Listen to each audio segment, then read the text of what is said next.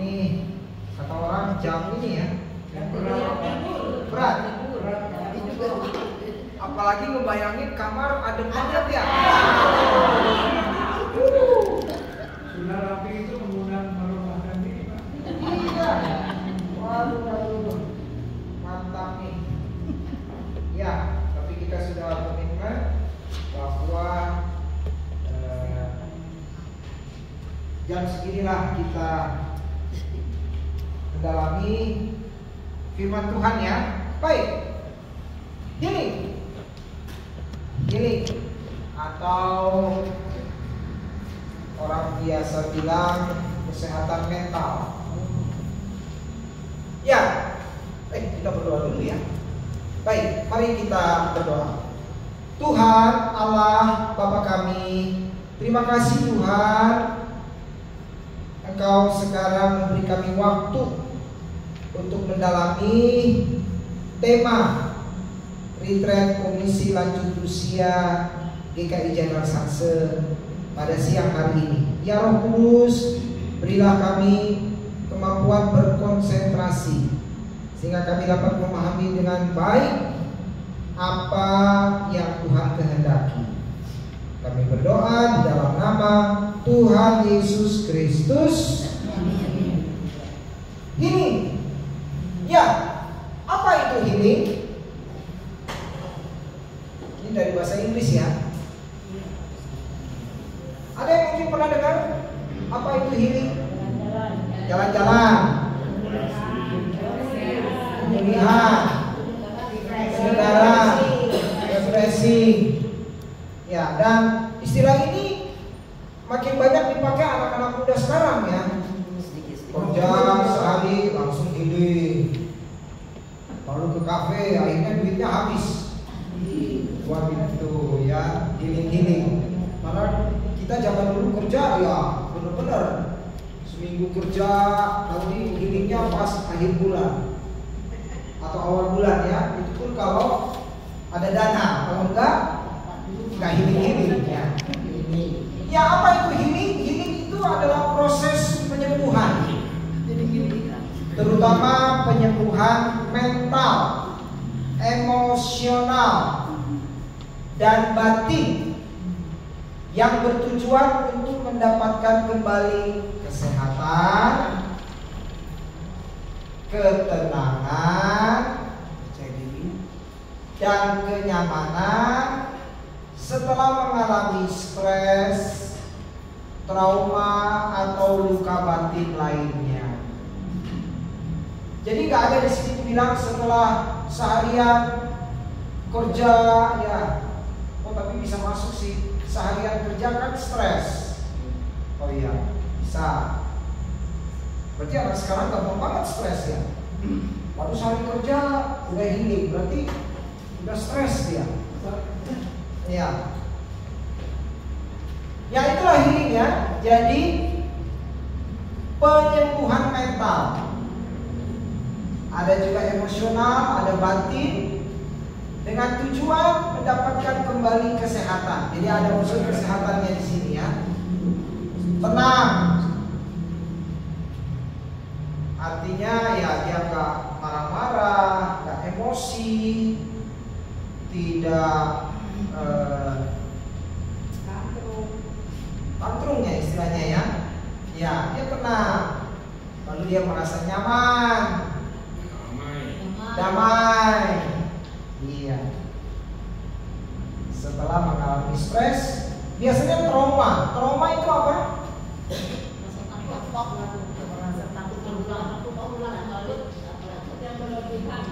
Ya.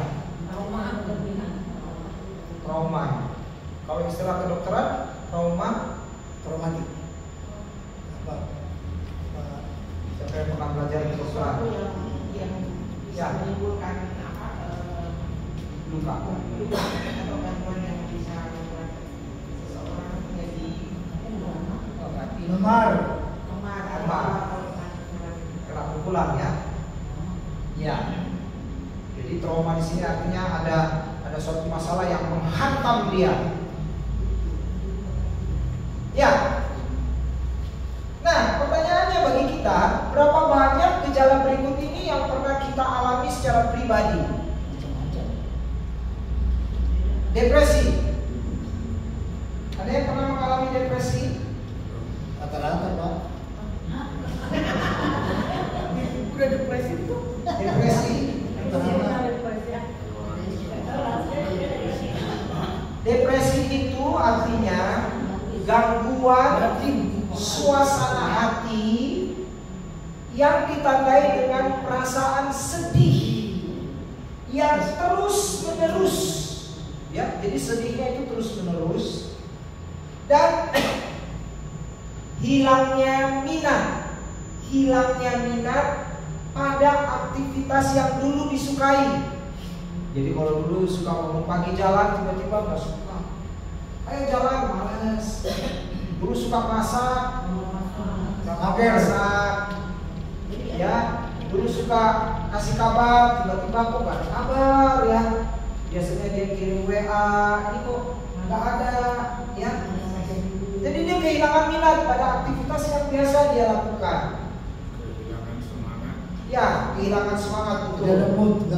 Tidak mood. Mempengaruhi perasaan, pikiran, perilaku seseorang dalam kehidupan sehari-hari.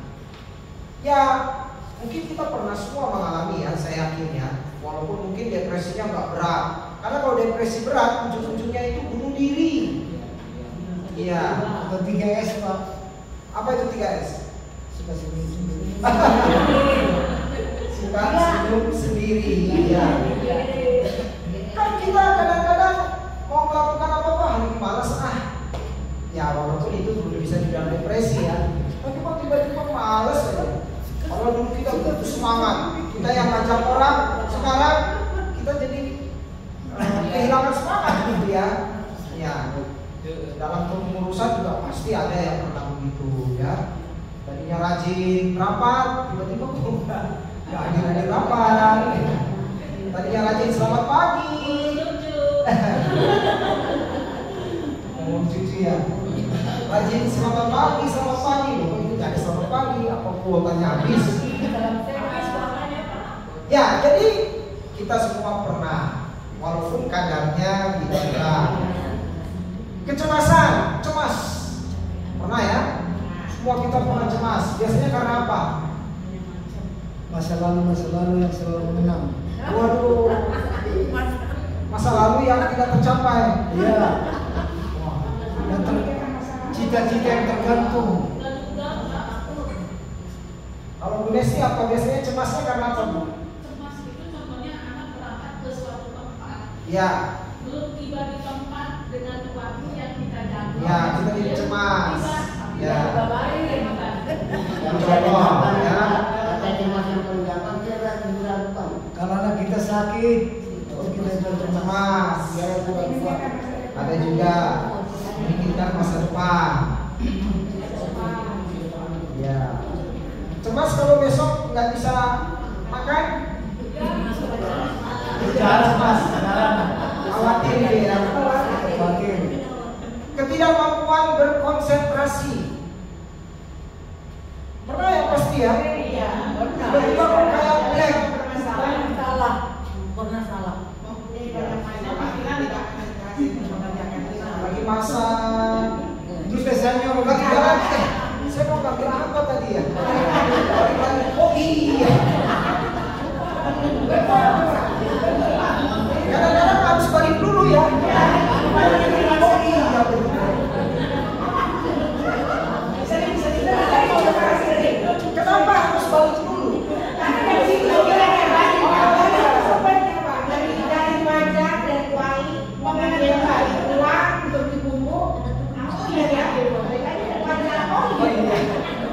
Sebab kalau dia di tempat malah bengong ya. Balik lagi. Oh iya benar. Iya. Ketidakmampuan berkonsentrasi, perubahan suasana hati. Sering juga ya. Kadang sedih. Kadang sedih. Tawar hati. Ya. Sedih.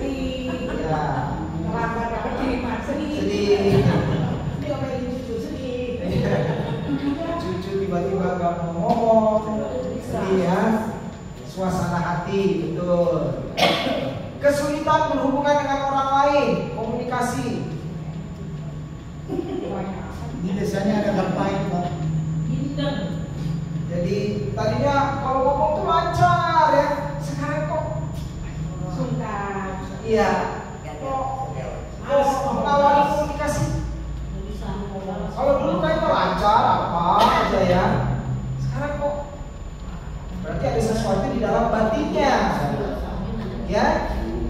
Ini kan semua menyangkut batin ya, ada sesuatu di dalam hatinya, di dalam batinnya, sehingga kok jadi sulit saya ngobrol sama dia, ya. Kalau dulu gampang-gampang aja, ngalir aja tuh, tanya apa aja ngalir, ya, ada aja ide. Tapi kok sekarang karena ada sesuatu yang mengganjal, energi rendah. Ya tadi Om bilang apa? Kehilangan semangat ya Om ya. Tiba-tiba kehilangan semangat. Padahal makan gizi bagus. Biasanya nggak punya uang nih, Pak. Karena tanggal tua. Ya. Perasaan bermusuhan terhadap orang lain. Ini satu yang paling tidak baik buat orang kita, Pak. Penyakit ini. Ya. Penyakit. Perasaan bermusuhan. Mungkin karena orang itu pernah ngomong apa, Ingat ini terus. tidak bermaksud ya, tapi kita yang lagi Ingat batin terus. lagi apa ini ya, renung mengalami pergumulan. Apakah diri masuk dalam diri hati, persaingan? Bisa juga sih. Iya. Jadi saya diri jadi yang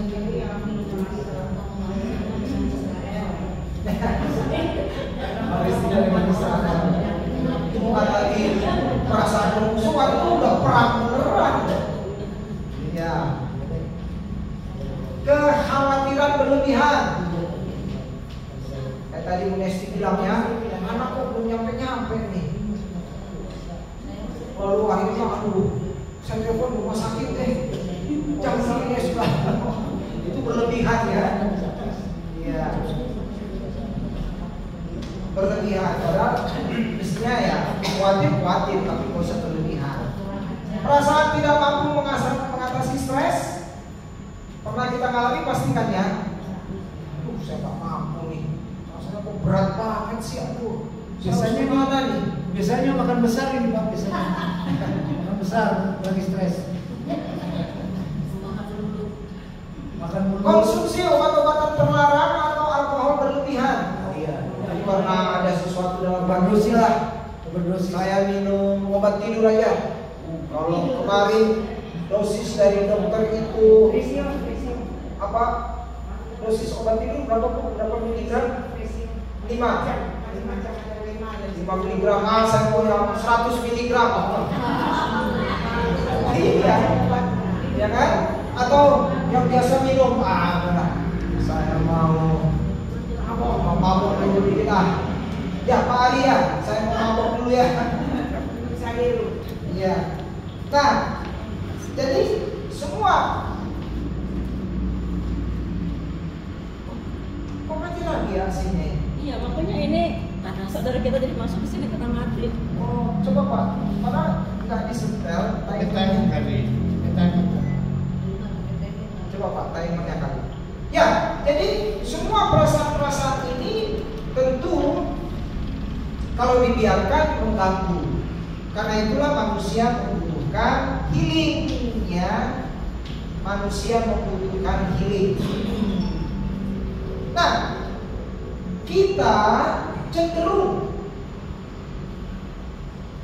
mengabaikan masalah kesehatan mental dengan mengajak mereka untuk berdoa. Jadi kalau ada yang bilang, aduh saya kok begini ya, gampang, sini kita berdoa. Ya, kita serahkan saja pada Tuhan. Ya, itu sih kecenderungan kita yang awal. Ini tidak salah, malah bagus karena kita mau menempatkan diri kita bahwa hidup kita ini ada dalam lindungan Tuhan, ada dalam kasih Tuhan. Jadi kalau ada, terima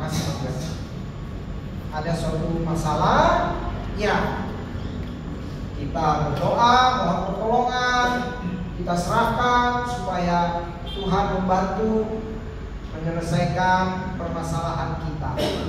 Nah, mari kita menyadari bahwa di dalam Alkitab, ya, di dalam Alkitab kita itu tidak pernah diminta menyembunyikan luka batin kita dari Tuhan, ya. Atau Alkitab melarang kita kalau kita mengalami pergumulan jangan cerita ke orang lain. Tidak ada. Ya, malah banyak sekali ayat-ayat Alkitab yang menganjurkan kita untuk curhat kepada Tuhan. Ada yang tahu di mana itu? Curahkanlah isi hatimu kepada Tuhan. Serahkanlah putramu kepada Tuhan. Mazmur berapa?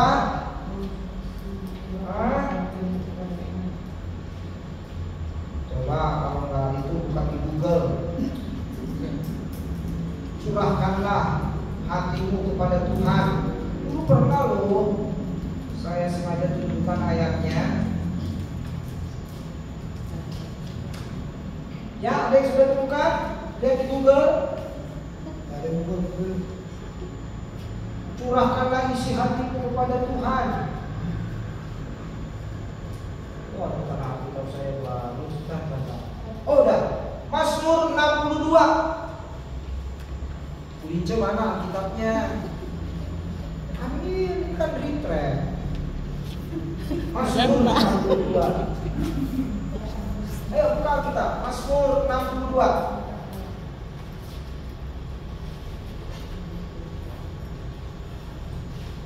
Ayat berapa? Ayat 9. Ya, coba Cium baca. Percayalah kepadanya setiap waktu, hai umat, curahkanlah isi hatimu di hadapannya. Allah ialah tempat perlindungan kita. Iya, curahkanlah isi hatimu. Kepada siapa? Kepada Tuhan. Sebab Allah ialah tempat perlindungan kita. Jadi, nah ini satu ayat dan banyak lagi ayat, ya, untuk kita mencurahkan. Jangan sembunyikan luka batin atau stres atau apa saja. Sampaikan pada Tuhan. Mungkin kita malu sampaikan pada orang lain, tapi kepada Tuhan gak usah malu. Ya, gak usah malu apa saja. Karena Tuhan itu paling tahu isi hati kita. Bahkan sebelum kita menyampaikan, Tuhan sudah tahu sebenarnya. Cuma Tuhan ingin kita sendiri menyampaikannya, ya. Lalu kalau berbagi luka batin dalam komunitas jemaat, ada yang tahu ayatnya?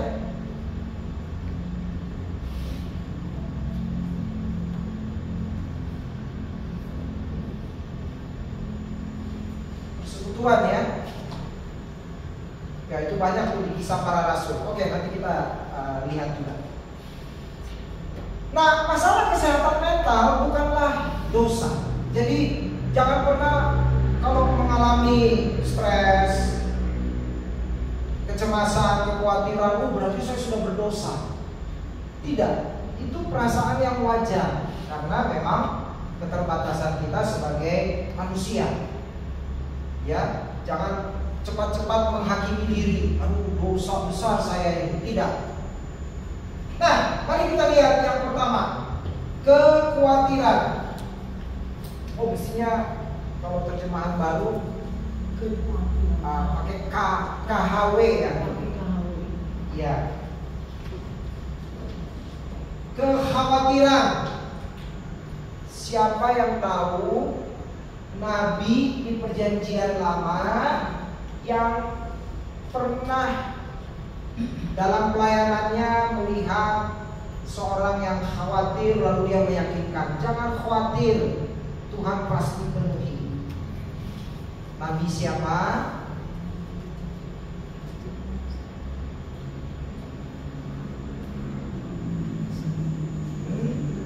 Nabi siapa? Dia bertemu dengan janda. Oh, Elisa. Hah? Elisa atau Elia? Elisa yang Elia. Dia. Mari kita buka. Hakim 17.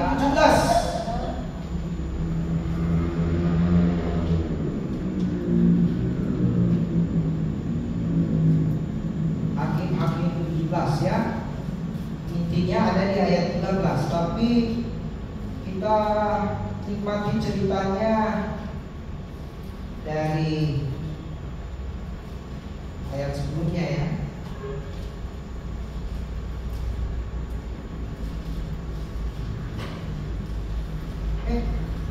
Hakim atau ini sorry 1 Samuel 1 apa 2 ya? Sorry salah seperti itu, bukan Hakim.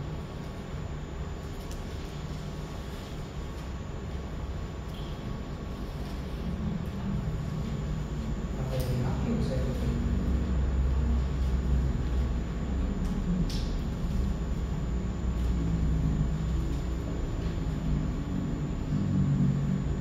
Satu raja-raja.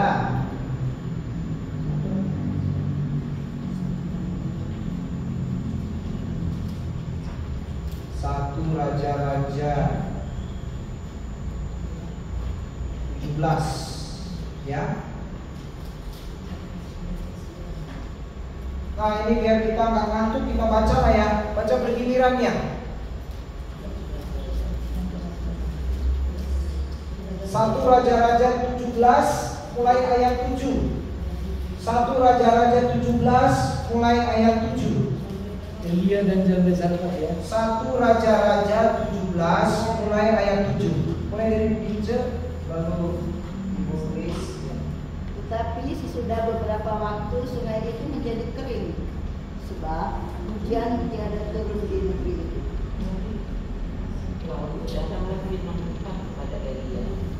Pergilah sekarang ke Sarfat di wilayah Sidon dan tinggallah di sana.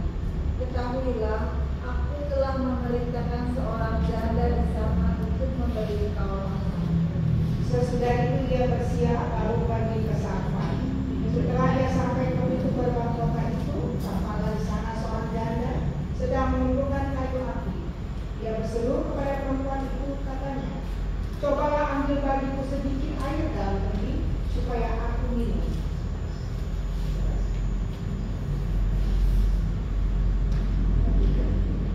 Ketika perempuan itu pergi mengambilnya, ia berseru lagi, ambillah. Ia bagiku sepotong-potong. Lalu perempuan itu demi Tuhan Allahmu yang hidup, sesungguhnya tidak ada roti sedikit pun padaku, kecuali segenggam tepung dalam tempayan dan sedikit minyak dalam bibui. Sekarang aku sedang mengumpulkan 2-3 potong kayu api, lalu aku akan pulang untuk mengolahnya bagiku dan anakku. Kami akan memakannya, lalu kami mati.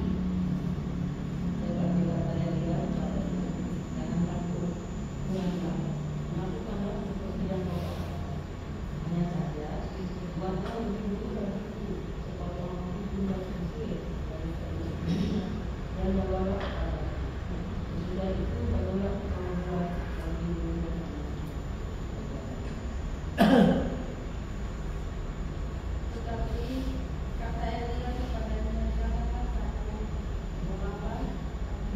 Ayat 14. 14. Sebab beginilah firman Tuhan, Allah Israel, bergumul dalam supaya itu tidak akan masih dan tidak dalam itu pun tidak akan berkurang sampai pada waktu Tuhan memberi hujan ke atas lembah bumi.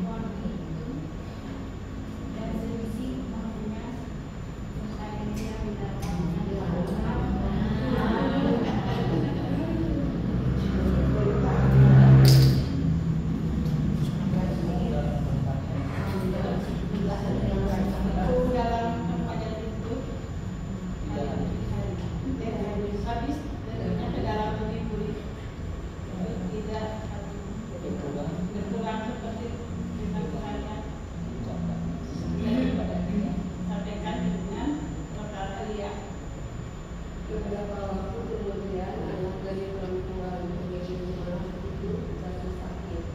Sakitnya sangat parah sampai nafasnya tidak ada lagi. Kata perempuan itu kepada dia, apa persoalanmu terhadap aku yang mulia?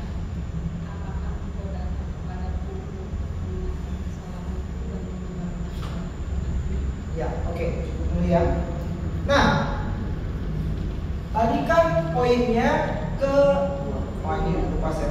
kekhawatiran.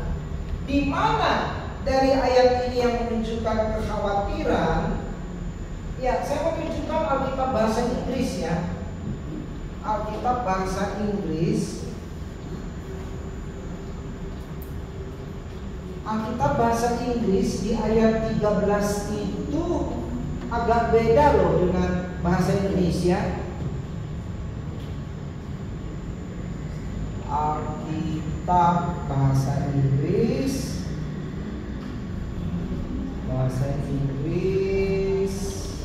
Today's English Version, dari 1 Raja-Raja pasal 17 ayat 13 ya. Saya perbesar dulu. Jadi kalau mendalami Alkitab, kita harus memakai berbagai macam bahasa. Nah, ini dia ayat 13 ya.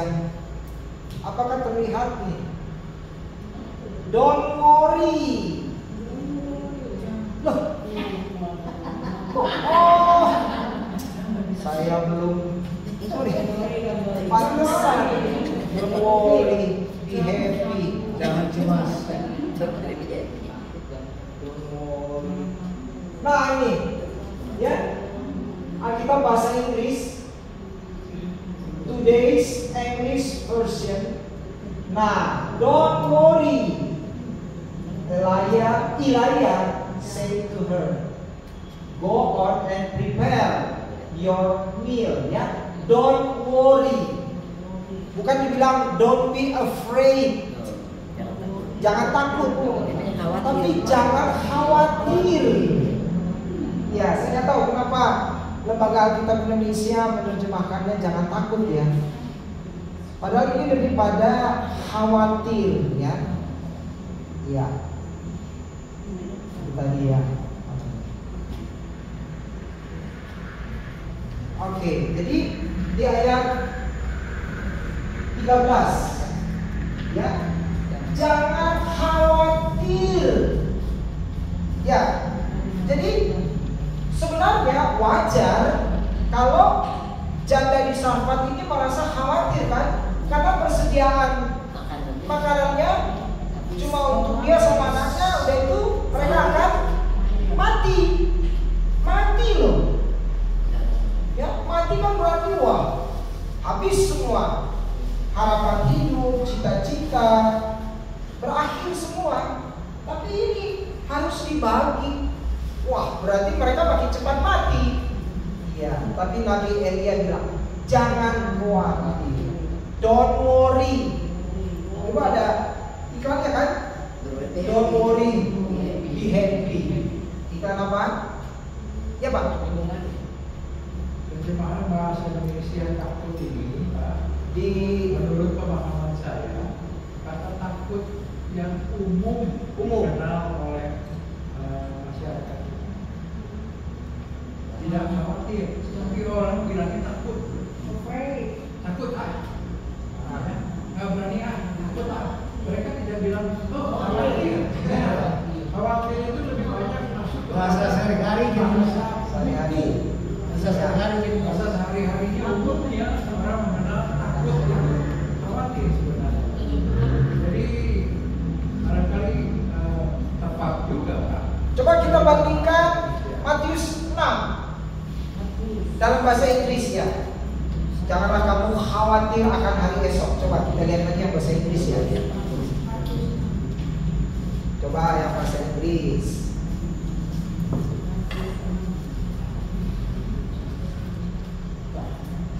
Jadi kami para penafsir pendeta itu kalau menafsirkan Alkitab memang kami harus berbagai macam bahasa. Ya, jadi tidak hanya bahasa Indonesia. Coba Matius 6 ayat berapa yang bilang jangan kamu khawatir akan hari esok? Ayat 25 ya? Ya, Matius 6 ayat 25 ya? Nah, di sini dipakai worry ya.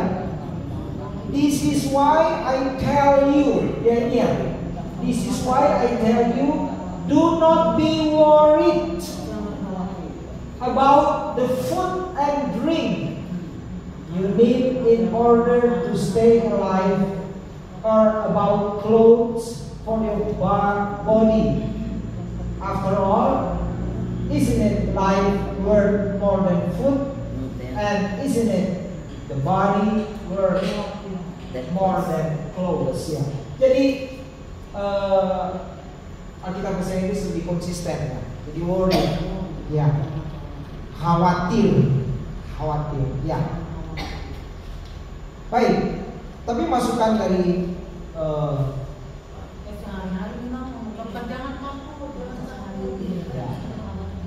jangan khawatir, bisa juga. Oke, tapi saya mau menunjukkan di mana di bagian ini bilang ada kekhawatiran. Ada kalau dalam Alkitab bahasa Inggris.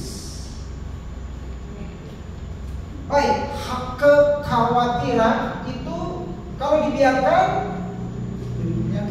jadi penyakit. Dan karena itu butuh healing. Yang kedua, ketakutan. Iya, fear. Ya.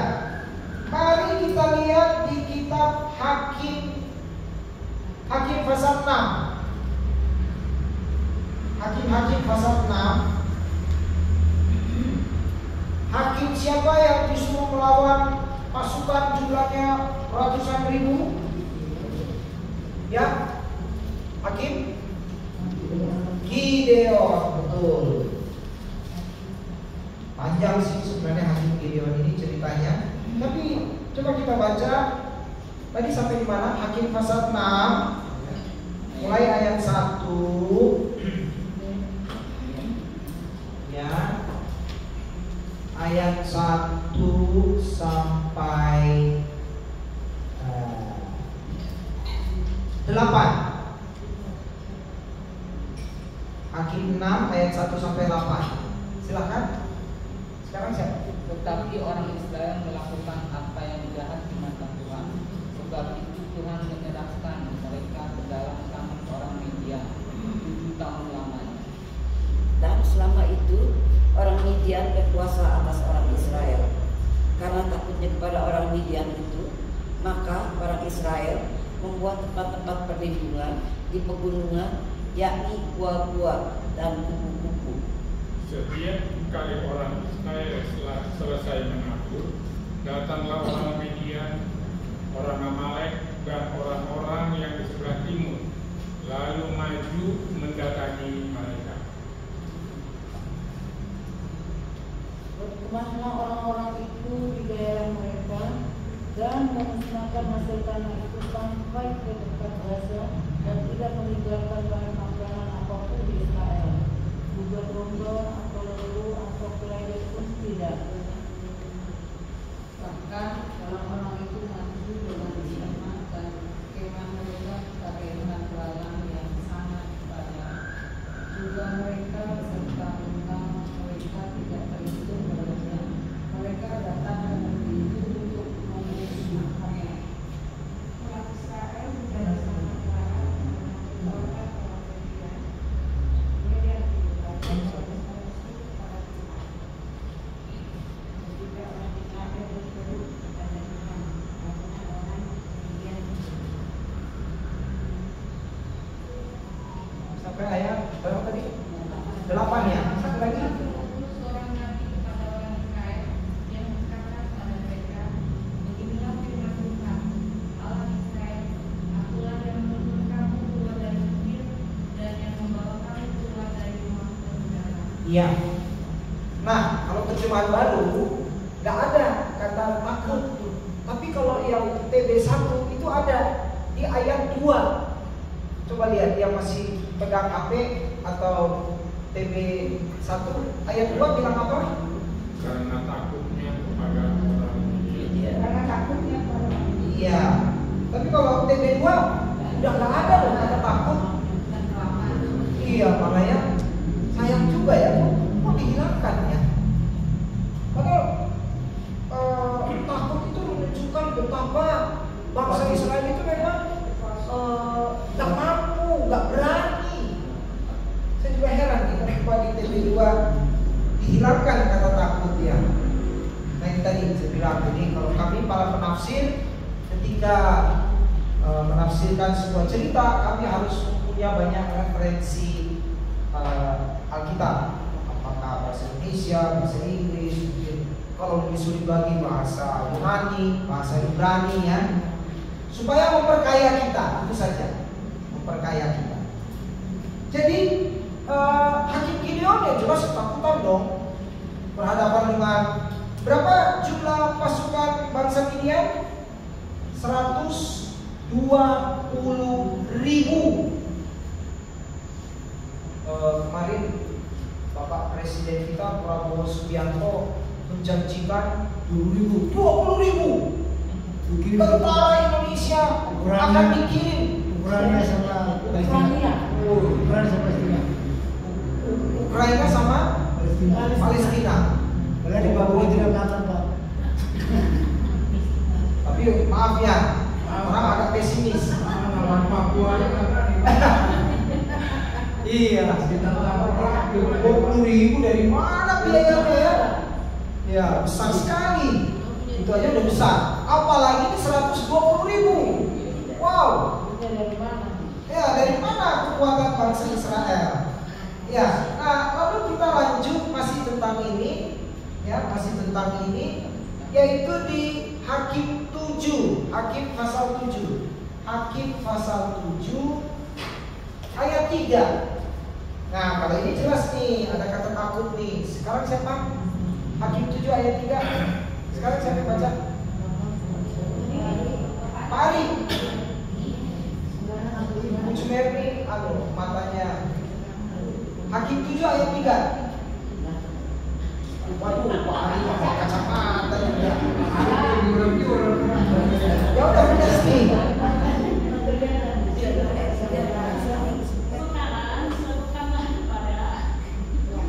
Kepada rakyat siapa yang takut dan biarlah dia pulang angkat kaki dan dari pegunungan Gilead.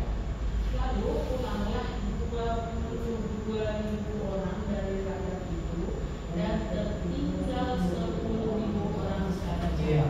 Siapa yang takut? Ya beneran takut pulang. Aku takut pulang. Tinggal 10.000 lawan 120.000. Tapi kata Tuhan itu masih terlalu banyak. Masih terlalu banyak. Hingga akhirnya berapa yang tinggal? 10.000. Tinggal berapa? Enggak, masih 10.000 masih terlalu banyak. Tinggal 300. Itu perbandingannya berapa? 120.000 dengan 400. Iya, 1 banding 400. Jadi satu tentara Israel harus berhadapan dengan 400 tentara Midian. Wah, nggak mungkin lah. Ya, kecuali pakai apa? Rudal. Jangan dulu mana ada rudal, ya, tombak. Nggak mungkin. Tapi kuasa Tuhan luar biasa mengatasi rasa takut, ya, dengan memberikan keyakinan. Tuhan mengatakan, aku yang di depan, aku yang di depan berperang melawan mereka. Wah, jadi Tuhan yang di depan. Nah, ketakutan yang dibiarkan tentu tidak baik, makanya manusia butuh healing. Itu yang kedua. Yang ketiga, tawar hati. Apa itu tawar hati? Melempem. Ternyata bukan hanya roti yang tawar ya.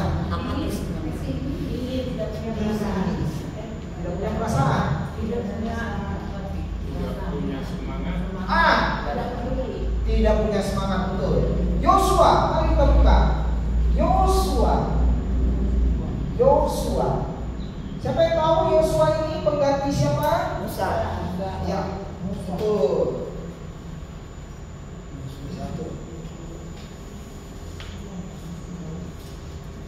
Ya, Yosua. Jadi setelah Musa mati, Musa meninggal dunia. Tapi waktu itu bagian penghiburannya siapa yang layani? Enggak. Saya nggak dihubungi sama keluarga. Apaan sih? Masa saya nggak cuti? Iya. Cuti, Bapak cuti. Apa saya cuti kali ini? Ya, Yosua ditunjuk Tuhan menggantikan Musa. Yosua pasal 1 ayat 8 dan 9. Ya, kalau terjemahan baru nggak kelihatan, tapi nggak apa-apa. Siapa yang baca sekarang? Ibu masih yang TB1? Coba. Yosua 1 ayat 8. Janganlah engkau lupa memperkatakan kitab Taurat, tetapi tentang itu siang dan malam, supaya engkau bertindak hati-hati sesuai dengan segala yang bersejarah. Sebab dengan demikian perjalananmu akan berhasil dan engkau akan untung. Bukankah telah diperintahkan kepadamu kuatkan dan berhati dan mengerti dan tawar hati, sebab Tuhan Allahmu menyertai kemanapun berada. Iya. Kalau itu masih ada tawar hati ya. Kalau TB2 kata tawar hatinya udah diganti dengan kata getar. Kalau TB1 kecut masih ada kan? Janganlah gentar dan kecut. Janganlah. Ya, kalau TB2 janganlah gentar dan kecut. TB1 Kecut dan tawar. Tawar hati. kecut dan tawar. Berarti kata tawar diganti dengan gentar. Jadi nggak berani dia, nggak semangat. Nggak gentar, ya. Maju tanpa rasa takut, tanpa kehilangan semangat. Ayo maju terus, maju tak gentar. Ya. Nah, ini menarik juga. Di ayat 8 kalimat terakhir itu, engkau akan berhasil dan kalau TB1 beruntung, kalau TB2 jaya. Bapak Ibu perhatikan nggak doa syafaat saya? Berhasil dan jaya. Berhasil, beruntung dan jaya. Kenapa saya pakai jaya? Karena ini, ya. Kenapa saya tidak menghilangkan kata beruntung padahal TB2 sudah menghilangkan? Karena saya pikir bagus itu kata beruntung. Jadi kan kadang orang bilang begini, wah sayang ya, dia laki-laki yang baik tapi kurang beruntung, dapat istri yang jahat, gitu kan? Atau waduh dia perempuan yang cantik tapi dia kurang beruntung, dapat suami yang jahat. Kadang-kadang kan gitu ya, dia kurang beruntung. Jadi makanya sengaja saya dalam doa syafaat itu masih pakai kata, kiranya Tuhan memberkati pekerjaan kami supaya kami berhasil, beruntung dan jaya. Kalau Nah. beruntung belum tentu jaya. Ya, beruntung belum tentu jaya, betul. Ya, makanya saya pakai aja tiga-tiganya. Mantap pakai aja. Iya, saya pakai aja tiga-tiganya ya. Berhasil, beruntung, jaya. Kenapa Yosua mengalami tawar hati, kecut hati, getar hati, masuk ke tanah Kanaan, tanah yang dijanjikan? Kenapa dia mengalami seperti itu? Karena dilihat Musa tertinggal. Karena Kenangannya Musa. ya Musa yang selama ini memimpin sudah pergi. Wah, Dia ya, merasa siap dia kayak siap, diri. tidak ada yang menemani. Dan memang dia berjuang sendiri loh ini. Tapi padahal dia usia 80 kan baru mulai. Ya, betul. Ya.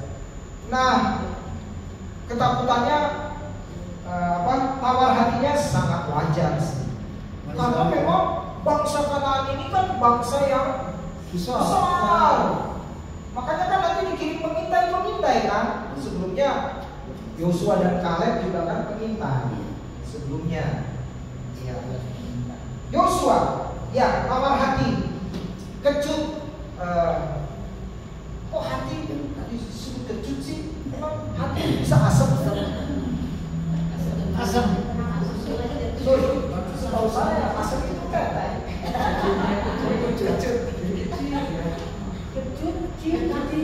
Artinya ciut. Ya. Biasanya kalau percaya diri itu Pak. Ya. Kurang beda. Nyalinya jadi hilang, ya. Iya. Ya, jadi bangsa Kanaan itu bangsa yang hebat. Bahkan dibilang raksasa semua kan? Raksasa loh. Jadi kayak belalang, ya. Ya, wajar. Tapi Tuhan meyakinkan, jangan takut, aku menyertai kau, ya, menyertai kau kemanapun kau pergi. Wah, itu luar biasa. Lalu bayang-bayang balas dendam. Ini juga bisa menyebabkan mental kita terganggu, mental kita jadi nggak sehat. Bayang-bayang balas dendam, belum dapat mengampuni. Ada yang tahu siapa ini? Tokoh perjanjian lama yang mengalami ini? Dia dibayangi balas dendam dari sehingga dia kabur ke rumah pamannya.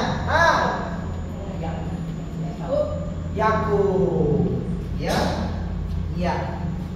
Yakub lari ke rumah pamannya. Marga pamannya apa?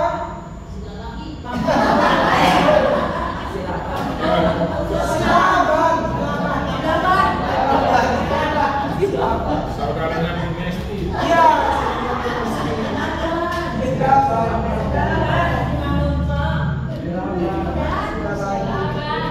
Iya.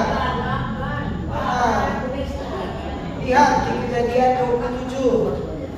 Tuh. Ternyata orang Batak juga orang Jaya. Baru tahu dia. Jadi gak ngantuk ya? Iya betul. Jadi gak ngantuk ya. Kejadian 27.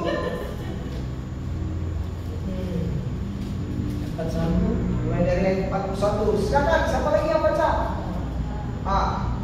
Ya. Esau menaruh dendam kepada Yakub karena berkat yang telah diberikan oleh ayahnya kepadanya. Lalu dia berkata kepada dirinya sendiri, hari-hari berkabung karena kematian ayahku itu tidak akan lama lagi. Pada waktu itulah Yakub adikku akan kubunuh.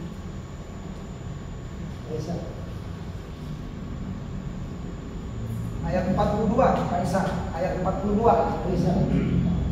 Ketika berkata Esau, anak sulungnya itu, dia berkata kepada Ribka, dia menyuruh orang memanggil Yakub anak bungsunya. Lalu katanya kepada Yakub, Esau saudaramu bermaksud membalas dendam dengan membunuh. Sekarang anakku, dengarkan perkataanku ini. Bersiaplah dan larilah ke Haran pada Laban saudara. Maka tinggallah padanya pada waktu lamanya sampai ke Gerar. Sampai ke keramat saudara itu Aku masih yang lama. Siang lama yang beda ya. Sekarang Nice. Ayat 45.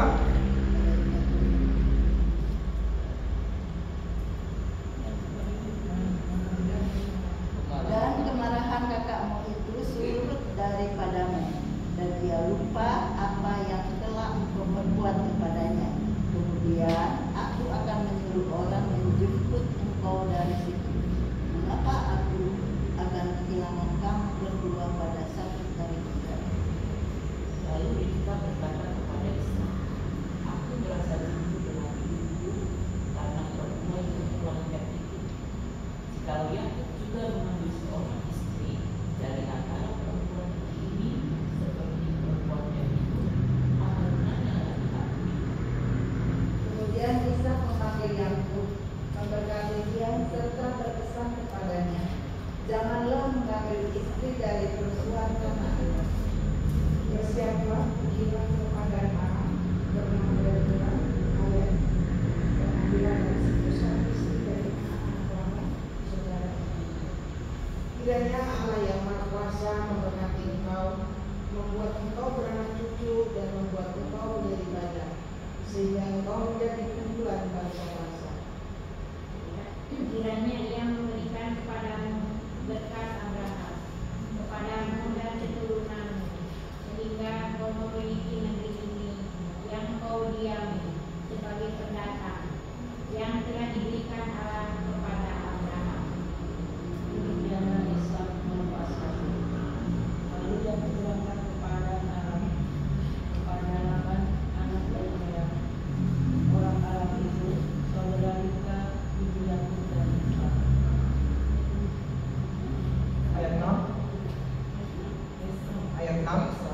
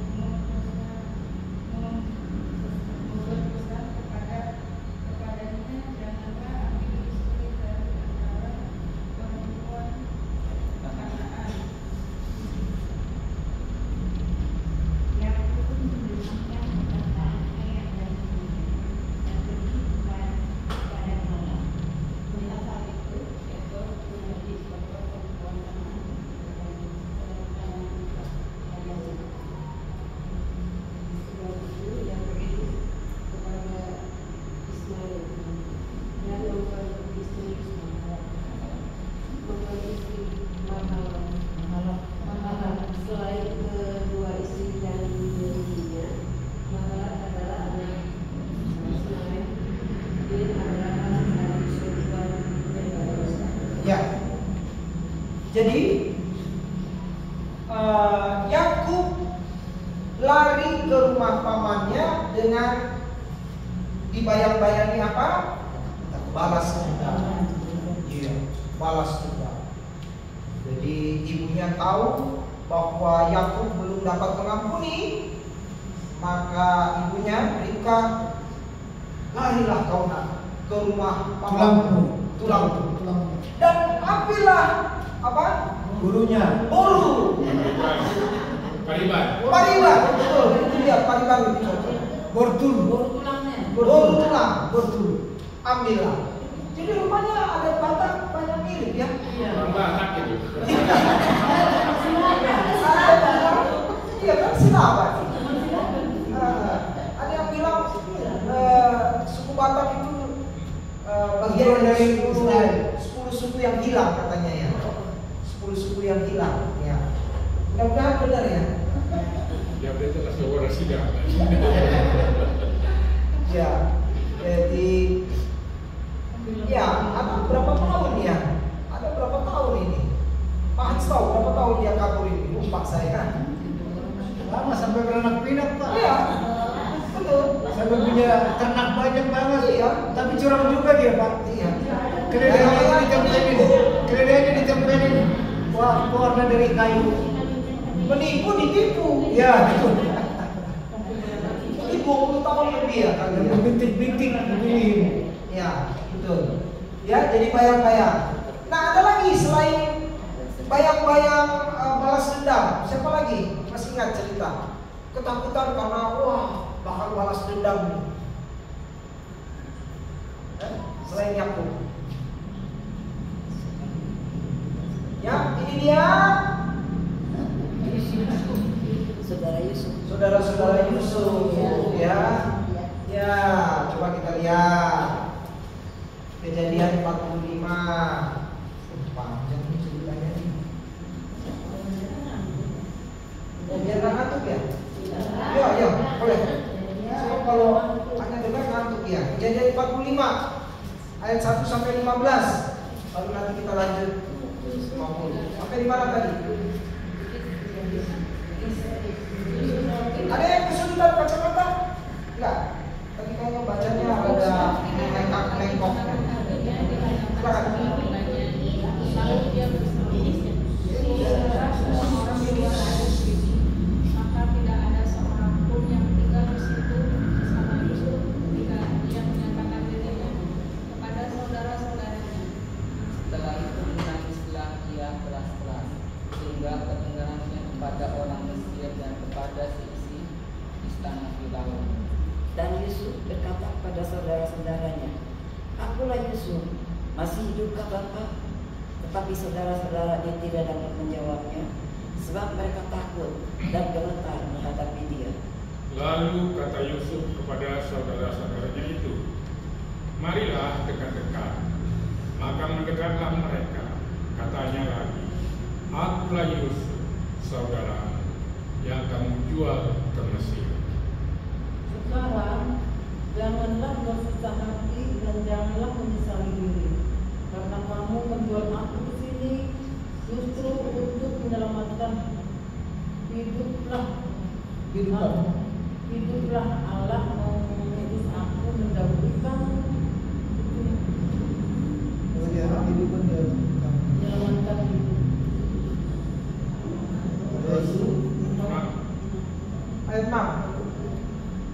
Sebab baru 2 tahun terjadi kelaparan di negeri itu, dan masih 5 tahun lagi orang tidak akan membaca atau mendengar. Maka Allah mengambil aku sedang berimanmu untuk menjamin kelanjutan imanmu di bumi dan untuk memelihara Mesir sehingga sebagian besar daripada mereka orang. Jadi di mana kami yang dulu aku bertemu.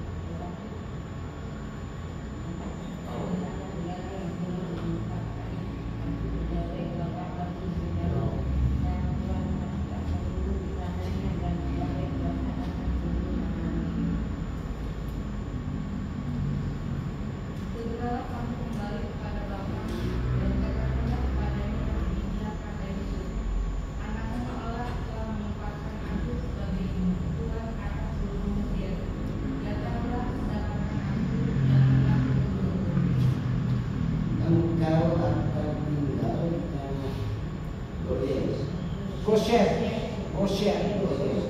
Dan dekat dengan aku, engkau beserta anak cucumu, kambing domba dan lembu beserta segala milikmu.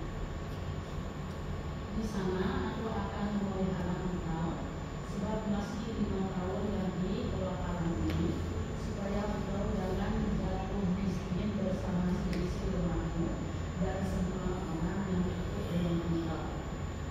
Dan kamu telah melihat dengan mata sendiri, dan saudaraku beritahu juga bahwa mulutku sendirikan mengatakan kebenaran.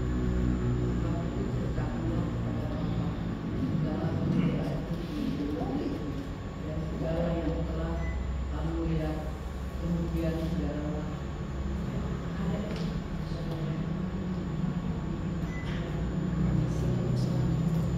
Putus dan jangan masuk di hari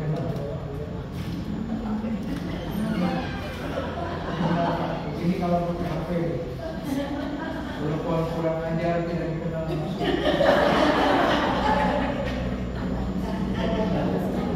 Kurang ajar loh.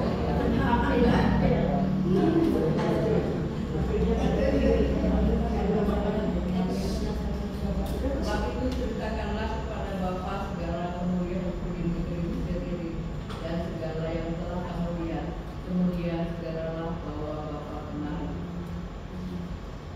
Lalu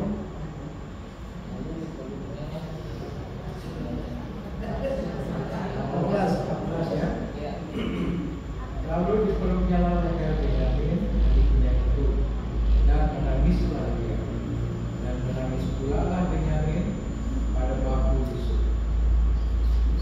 Yusuf mencium semua saudaranya dan menangis pada bahu mereka. Sesudah itu barulah saudara-saudaranya bercakap-cakap dengan Oke. Ya, lalu pasal 50.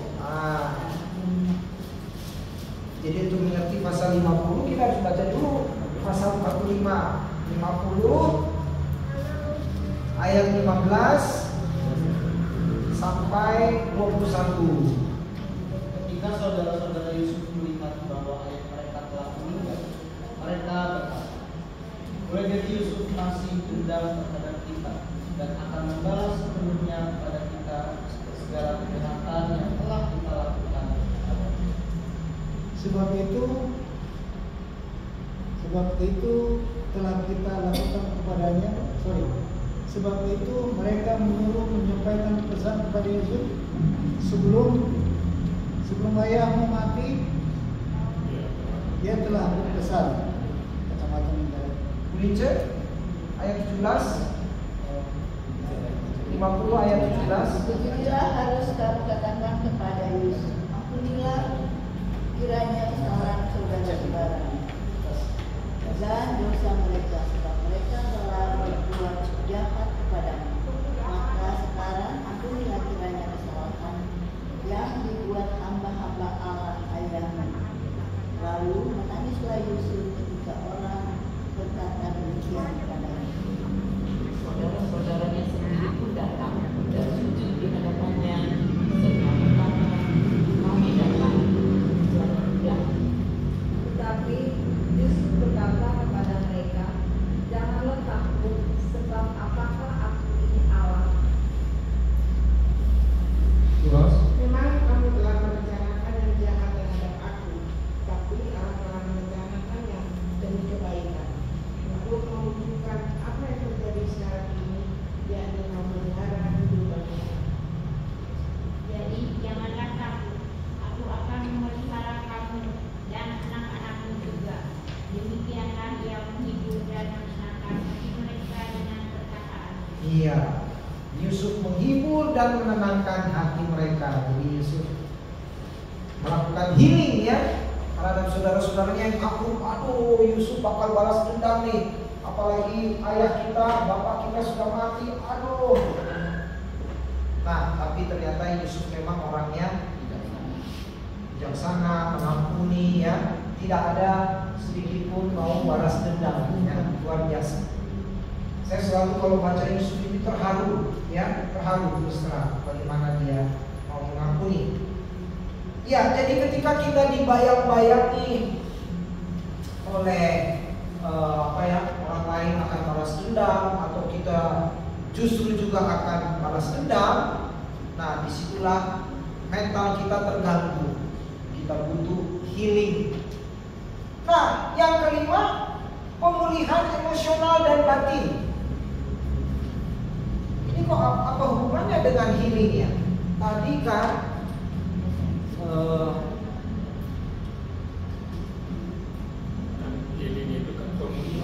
nah itu kan penyembuhan mental, emosional dan batin. Ya, emosional dan batin. Nah, kita kembali ke sini. Nah, pemulihan emosional dan batin. Ini kalau di perjanjian baru, siapa nih yang mengejar-ngejar orang Kristen?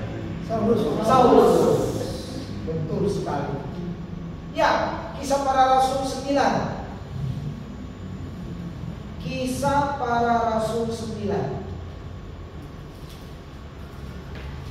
Saya yakin kita sudah cukup kenal, tapi ada baiknya kita baca ya. Nah, bagaimanapun firman Tuhan itu tidak pernah bosan kita baca, ya kan? Pasal 1 sampai ayat 1, ayat 1 sampai ayat 19b. Sementara itu Rasul Paulus masih berkobar-kobar untuk mengancam dan membunuh murid-murid Tuhan yang menghadap imam besar. Ayat 2.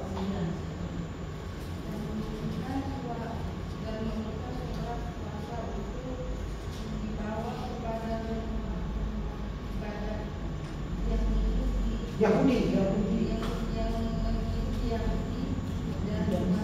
di Damsyik.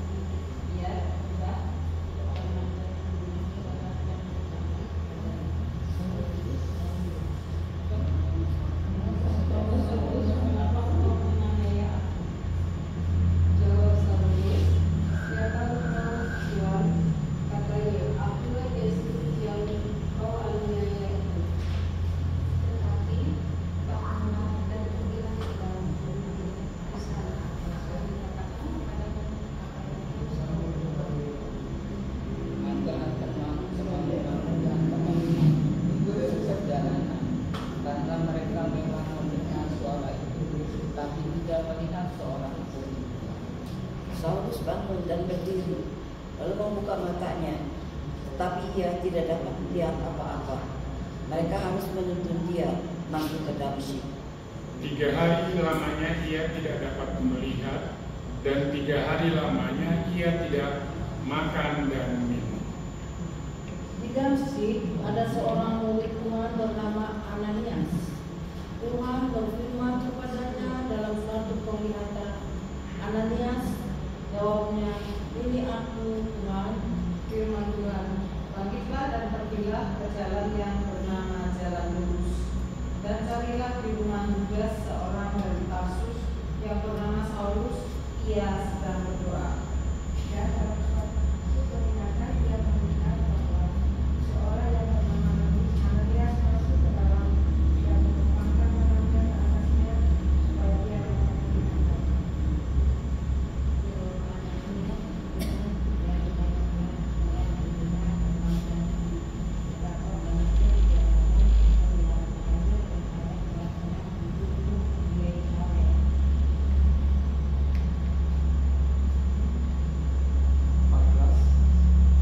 Dia datang kemari dengan kelompok penuh dari imam-imam kepala untuk menangkap semua orang yang memanggil namamu.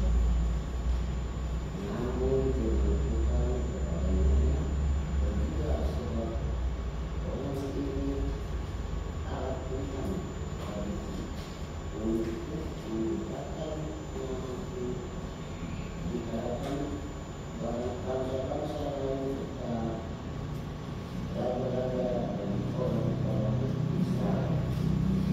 Aku sendiri menunjukkan kepadanya betapa banyak penderitaan yang harus ia tanggung oleh anak anakku. Kamu berkata Ananias ke situ dan Yang mengangkat tangannya ke atas Saulus kata, Saulus, saudaraku, dan Yesus yang telah mengalahkan nanti kepadamu menjalankan Firaun, terakhir aku kepadamu, supaya engkau dapat melihat lagi dan melihat lagi. Dan seketika itu juga seolah-olah lampu duduk dalam matanya, sehingga ia dapat melihat lagi.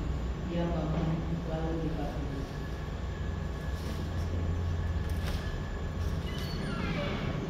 19. Dan setelah ia makan, pulihlah kekuatannya. Saulus tinggal beberapa hari bersama-sama dengan murid-murid di Damsyik. Iya. Ya, setelah ia makan, pulihlah kekuatannya. Di ayat 9, selama 3 hari ia tidak dapat melihat, selama itu juga ia tidak makan dan minum. Nah, berarti ada sesuatu gangguan ya. Kan belum tentu nggak bisa melihat lalu kehilangan selera makan, belum tentu ya kan. Orang buta juga butuh makan. Sakit lambung 3 hari. Iya, ini kan berarti dia mengalami kesehatan mentalnya terganggu nih dengan penglihatan itu ya. Sampai-sampai dia 3 hari tidak makan, tidak minum. Berarti dia ada kebingungan nih. Apa gerangan yang terjadi pada saya? Ya, apa gerangan yang terjadi? Nah, makanya begitu dia bertemu Ananias, Ananias memulihkannya dan dia merasa nyaman. Aduh, aku masih mau di sini deh, gak mau cepat-cepat pergi kemana-mana. Nah, ini kan begitu. Pada akhirnya merasa nyaman, merasa tenang. Ya, itu yang dia alami Saulus.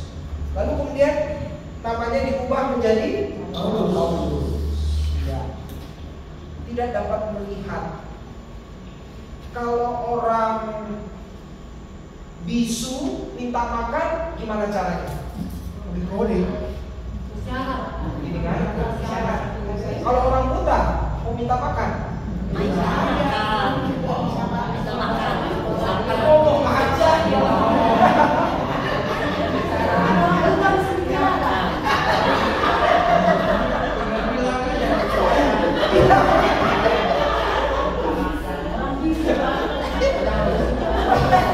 Masa orang buta minta makan begini?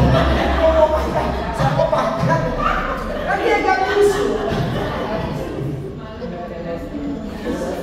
Iya kantuk ya. Hanya orang isi ya kalau makan begini. Tapi orang futa ngomong aja langsung kan. Ya.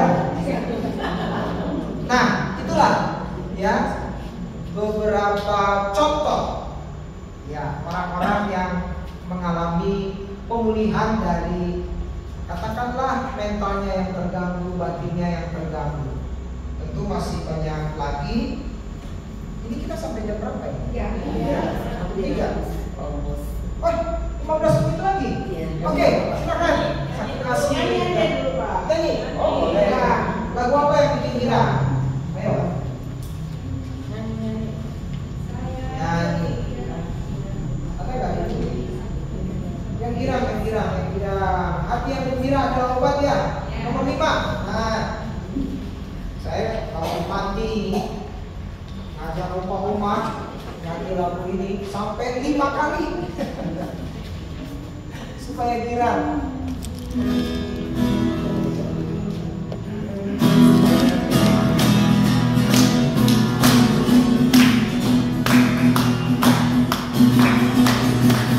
Hati yang gembira adalah obat, seperti obat hati yang senang, hati semangat yang dapat berikan pulang, hati yang gembira Tuhan senang.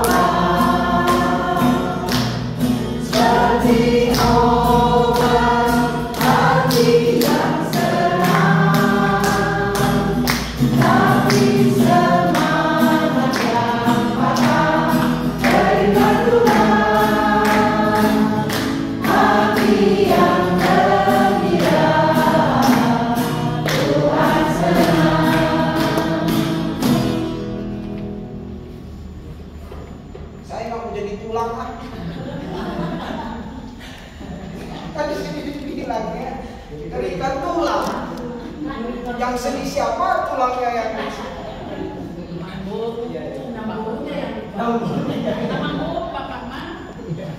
ya. Ayo, silakan. Berapa menit lagi? 10 menit lagi ya. Ya, ada yang mau sharing mungkin mengenai hal ini atau dari contoh-contoh tadi ada yang terlewatkan nggak mengenai healing ini ya? Saya rasa sih tadi semua sudah ya. Tadi mengenai Absalom dan Daud, Pak. Absalom yang memberontak ya terhadap ayahnya. Iya, karena istrinya digauli, Pak. Maaf ya. Istrinya siapa yang digauli? Daud. Ya. Poin Bapak mau bilang apa? Itu juga ketakutan Daud, Pak. Tapi puji Tuhan Absalomnya masih tergantung di semua. Dia nyangkut di pohon, ditombak. Padahal dia bilang sama nabuannya, sama anggotanya Daud ini, besar. Tapi musuh karena nyangkut, Pak, terlalu besar baju perangnya. Ya, ya udahlah, yang lain aja. Nanti si ibu jadi ketawa. Nanti yang ingat gauni lagi. Digauli sama. Ya, silakan. Saya Ya. mau tanya ya Pak. Ya. Masalah depresi sama Depresi. tawar hati. Depresi dan Sama tawar hati. tawar hati. Perumpamaan gini ya Pak. Kita libur dulu untuk PRT apa PA gitu atau PA. Itu termasuk depresi apa tawar hati Pak?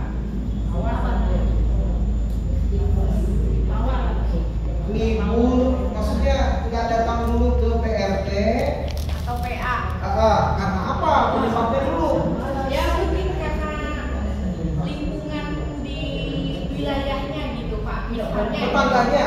Tidak boleh bukan di lingkungan wilayah. Oh, di dalam wilayah itu. Ya, itu termasuk depresi apa kawat hati? Maksudnya di wilayah itu dia suka diomongin, suka di. Bukan, mungkin karena nggak suka dengan wilayah dia gitu. Dengan orang-orang. Silakan, itu karena apa coba yang lain? Ayo coba. Biasanya karena apa? Jadi ini ada jadwal PA PRT. Tadinya sering datang, sekarang saya lagi nggak mau datang. Saya lagi Mungkin nggak mau Pak, datang. mungkin dia merasa tidak mendapatkan apa yang dia harapkan dari materi Ya, ini kepada wilayah. kepada pribadi-pribadi Kepada pribadi-pribadi ya. kepada pribadi-pribadi yang hadir di lingkungan Mungkin dia menyimpan ini kali. Iya. Iya. Ya, mungkin dia menyimpan rasa bersalah atau dia menyimpan kesalahan orang lain. Iya, begitu Pak. Banyak hal sih di situ. Ya. Tapi yang saya tangkap dari pertanyaan Ibu itu termasuk tawar hati atau Depresi. Dua-duanya ada. Pertanyaannya itu. Ya. Itu masuk ke Depresi aja tahu. Depresi kalau saya bilang tawar Dia nggak bisa selesaikan permasalahannya. Ya, Pak. Mungkin kan tadi karena Pak Dokter sampaikan, oh yang tadinya suka ini, Oh. gitu. Jadi Nggak nggak mau. mau. Mungkin itu Mau. dari pertanyaannya apakah itu masuk depresi karena kan awalnya suka PRT, ikut PA. Ya kalau lama-lama ya jadi ke arah situ. Depresi. Iya. Iya. Makanya jangan dibiarkan kayak itu tadi ya, menyimpan. Ya harus mau mengampuni, harus mau berpikir positif, ya. Mau merangkul, mau bergaul, dirangkul.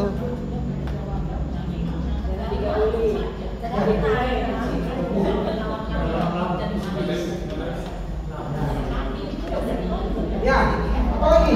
Apa lagi? Ngopi ya, kita ngopi.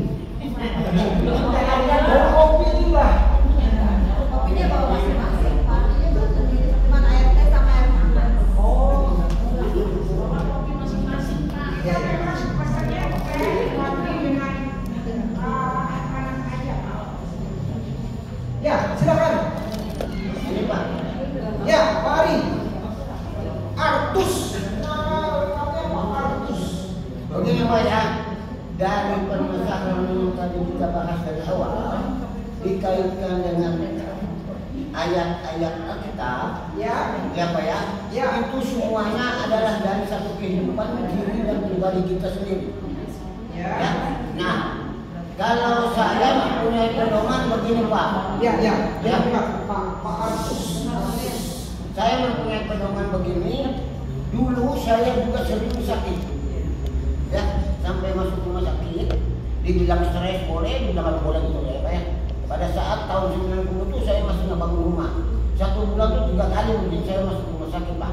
Nah, sesudah itu saya dilayat sama Dikunjungi. dilawat sama tidak korwil saya Om Pitra Jaya itu. Om Pit. Jadi ini tergantung dari pribadi kita sendiri Pak untuk menghadapi semua apa yang kita bahas tadi. Nah, disitulah pendeta semua datang berdoa dan selesai pulang. Om Pit itu tidak pulang dan dia mengatakan kepada saya berkaitan dengan ini nih, proses penyembuhan dan segala macam itu pembahasan kita. Dia mengatakan begini, Pak Ari kalau mau sembuh dengar saya. Kenapa Om? Mata dengan mulut tidak terlepas masuk kepada pikiran yang sesuai dengan kejadian-kejadian yang kita hidupnya pikiran Pak. Jadi semuanya dari Iya. pikiran. Nah, kalau Bapak menghadapi itu dengan baik, lalu tuangkan di hati, itu Bapak tidak akan pernah sakit lagi. Walaupun kendala apa sebenarnya dalam keluarga, itu memang benar pikiran kita tidak terlepas. lepas, tapi jangan kita terlalu menjadi sesuatu yang berat dalam membebani ya, emosi kita jangan jadi beban. Nah, itulah. Jadi mental kita itu harus kuat dalam berpikir gitulah. Nah di situ saya mengambil hikmahnya dan saya praktekkan sampai sekarang saya berhasil dan jarang saya sakit. Ya. Positif. Itu mungkin lari kepada materi kita sekarang gitu Pak. Yang terlepas daripada pribadi kita pikirannya. Positif pikirannya. Emosional itu dari pikiran, batin juga dari pikiran. Ya. Kalau pikiran kita tenang, positif, ya, lihat orang lain positif. Tapi lingkungan juga berpengaruh, Pak. Betul, nggak salah juga tuh. Kadang-kadang kita lihat orang lain negatif. Jangan dia mau ngomongin saya, dia mau ngomongin saya.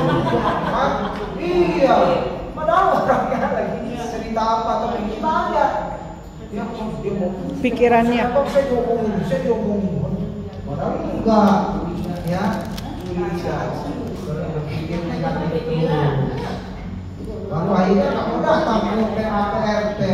Oh, saya datang diomongin. Mama siapa yang ngomong?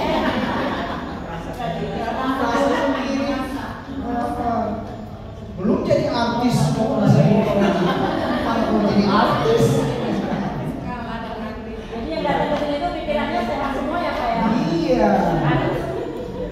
Sehat-sehat ya. Kalau pun diomongin ya jadi nanti saya menyimpang. Diomongin terserah. Iya, terserah. Nggak diomongin berarti bisa.